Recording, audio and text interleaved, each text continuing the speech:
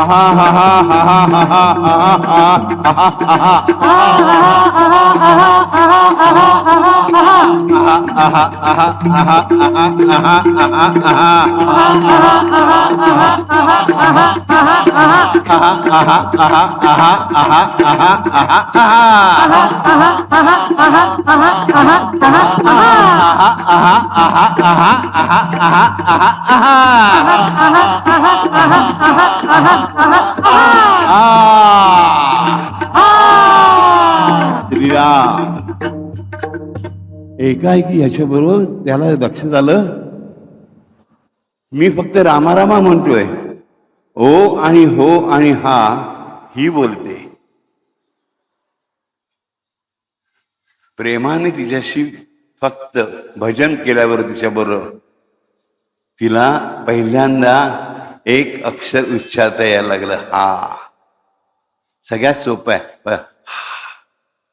हवा बाहेर येते, तो राम म्हणता हिला मोठमोठ्याने रामारामा करत असल्यामुळे हिला एवढं दिग्गज होतं आणि ते ती हळूहळू ओठांच्या उमेमुळे निर्माण करू शकली. मग रामाला लक्षात हे ड्युएल भजन चालू होतं, ड्युएट होतं. रामारामा शब्द त्याचे होते आणि हो आणि हा हे तो कोणाचे होते? तिचे होते, त्याच्या पत्नीचे होते. मुख्याला वाचा पोचते. मूकं करोति वाचालं पंगुं लंघयते गिरिं यत्कृपा तं अहं वंदे परमानंद माधवम. मूकं करोति वाचालं, जो मुका आहे त्याला बोलका करू शकतो. पंगुं लंघयते गिरिं, जो याला एक पाय नाही, काय पाय अधू आहे, लंगडा आहे, त्याच्याकडून पर्वत चढून घेऊ शकतो. पंगुं लंघयते गिरिं, गिरिं म्हणजे पर्वत. यत कृपा तम अहं वंदे, अशी ज्याची कृपा आहे त्या परमानंद माधवाला, रमाधवाला, म्हणजे हरीला, त्या त्रिविक्रमाला मी मनपूर्वक वंदन करतो. ही त्याची कीर्ती आहे. मुकम करोति वाचालम, हे प्रत्यक्षात झालं. ती पहिल्यांदा तिने एक अक्षर त्याला लावलेला काना हा आणि याच्यावरची मात्रा हो असे 3 उच्चार शिकली तिने. हा आणि हो. आता संसार सुरू झाला. ती हा आणि हो म्हणायला लागली. ह्याच्या लक्षात आलं असे जर आपण बोलत राहिलो हे नक्की शिकेल. आणि म्हणून त्याने खूप विचार केला आणि दररोज रात्री कीर्तनाला जायला लागला. गावामध्ये दुसऱ्या देवामध्ये कीर्तन चालायचं आणि भजन पण चालायचं. 4-5 दिवस गेले त्याला कळलं की ह्याच्यात काही खरं नाही. एवढे कठीण शब्द या बिचारायला कसे काय उच्चारता येणार. आपण आपण नाचायचं आणि ते देव गावा बाहेर आहे, खूप लांब, कोण ऐकायला येत आहे. म्हणून एक 4-5 दिवसानंतर त्याला परत सांगितलं की तिकडे जाऊया. खून केली की त्याला समजायची. त्याकडे आली, नमस्कार केला आणि ह्याने गजर करायला सुरुवात केली. राघवा राघवा राघवा राघवा माधवा माधवा माधवा माधवा राघवा राघवा राघवा राघवा माधवा माधवा माधवा माधवा माधवा माधवा माधवा माधवा केशवा केशवा केशवा केशवा तू हवा तू हवा तू हवा तू हवा तू हवा तू हवा तू हवा तू हवा केशवा माधवा केशवा माधवा तू हवा तू हवा तू हवा तू हवा तू हवा तू हवा तू हवा तू हवा केशवा माधवा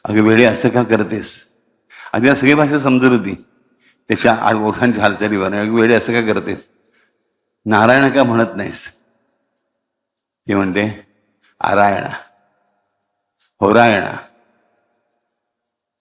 त्याला कळत नाही. नव नाही म्हणत, हमो म्हणते. न विचारायला तयार नाही. शेवटी तिला म्हणून विचारलं. तिला हाताला खेचून घेऊन आला.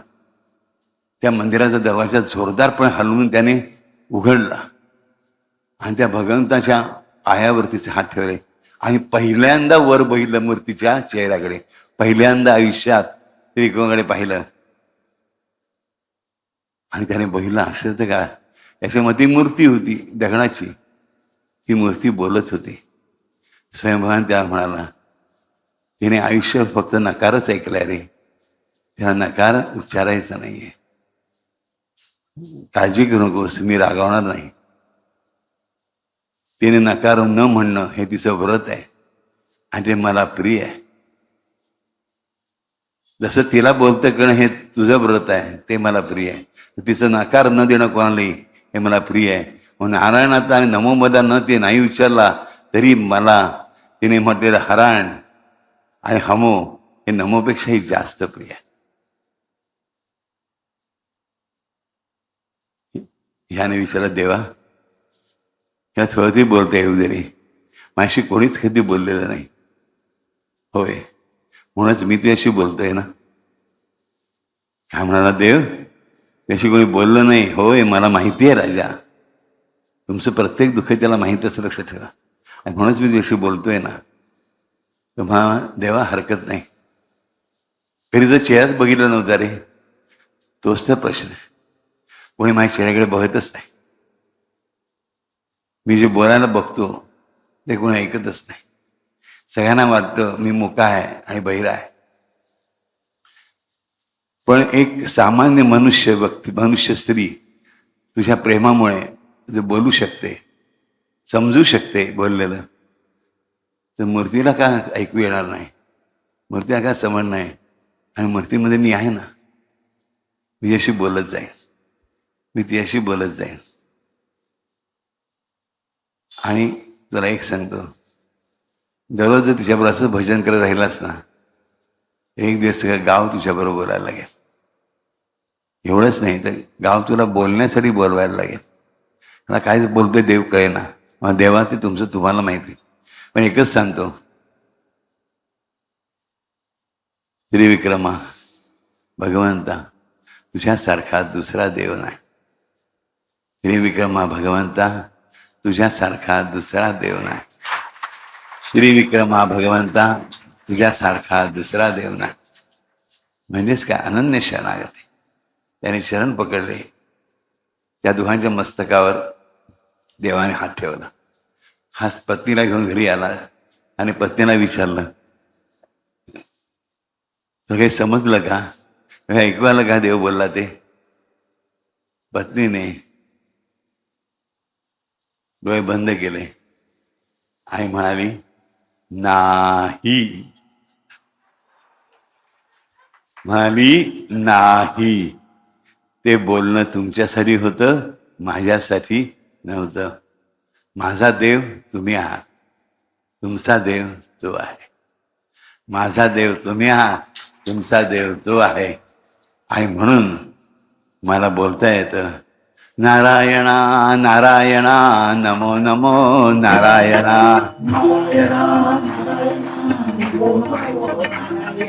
नारायणा नारायणा नमो नमो नारायणा. नारायणा नारायणा नमो नमो नारायणा. नमो नमो नारायणा नमो नमो नारायणा. नमो नमो नारायणा नमो नमो नारायणा.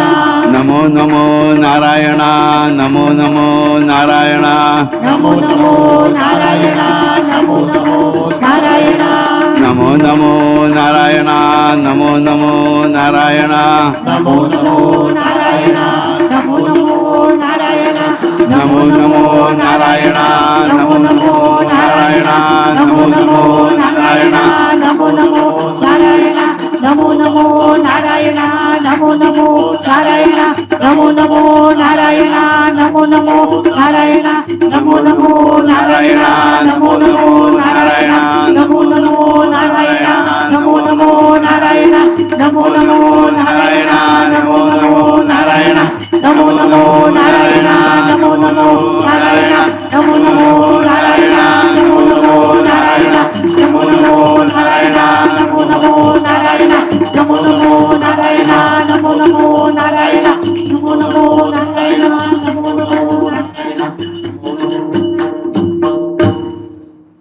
बघा राजानं, एका सामान्य मनुष्याची गोष्ट, त्याचं दुःख त्याने स्वतःला कडू बनवायला परमिशन नाही दिली त्याच्या दुःखाला.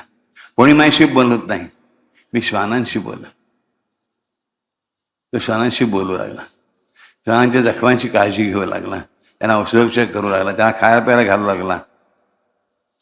त्याला पत्नी मिळाली, मुखी बैरी, ईशारी तो प्रेम करू लागला. तिला ओठ वाचता येत हे करून तिच्या समोर उभं राहून नाचू लागला, भजन करू लागला. शिकवला, हा शिकवला, म शिकवला, मा शिकवला, रा शिकवला, आणि शेवटी देवाने तिला नारायण आणि नमो मला नाही शिकवला. आणि महत्वाची गोष्ट म्हणजे त्या दिवसापासून त्याचे चारही श्वान गायब झाले. पुढे गेले आणि शोधलं तर त्याला पावलं उमटलेली दिसली श्वानांची. त्या स्वयंभगवान त्रिकमाच्या मूर्तीच्या मागे दत्तात्रेयांची तस्वीर होती. त्या दत्तात्रेयांच्या तस्वीरीमध्ये त्याला तेच तसेच्या तसे श्वान दिसले, त्याच 4 वेगवेगळ्या रंगाचे, तशाच ठिपक्यांचे, तशाच कानांचे. त्याने ओळखलं, साक्षात गुरूंचे गुरु श्री दत्तात्रेयांनी माझ्याकडे त्यांचे दूध पाठवले होते. जगी जास कोणी नाही त्यास देव आहे. त्या क्षणात त्याला हे पूर्णपणे पटलं. देवाच्या चरणाने त्याने मिठी घातली आणि पत्नीने मागून येऊन सांगितलं, त्याच्या पाठीवर हात ठेवला. तिने तोंडाने विचारलं, नमो नारायण. ह्याने दचकून बघितलं, सकाळ सकाळी कधी येत नसे. हा परत म्हणा नमो नारायण. पण बरं तिचे ओठ हलतच नाही आहेत, पण नमो नारायण आवाज ऐकू येतोय. तिने त्याचा हात पोटावर ठेवला, तिच्या आवाज पोटातून येत होता, नमो नारायण. उदरात गर्भ वाढत होता, तोही म्हणत होता नमो नारायण. राजानो, लक्षात ठेवा, तुम्हाला जेव्हा वाटलं तुमचं कोणी नाही, तेव्हा तुमचा खराखुरा मित्र, आप्त, हितचिंतक असणारा तो स्वयं भगवान तुमचाच असतो. कधीही विसरू नका. ही गोष्ट हृदयात करून ठेवा. आलं क्षमरे, हे त्यांच्या जीवनात घडू शकतं तर माझ्या का नाही, माझ्याही जीवनात घडू शकतं. हा विश्वास ठेवा. एक विश्वास असावा पुरता ता हरसा. हरिओम. श्रीराम. अंबज्ञ. लव यू ऑल.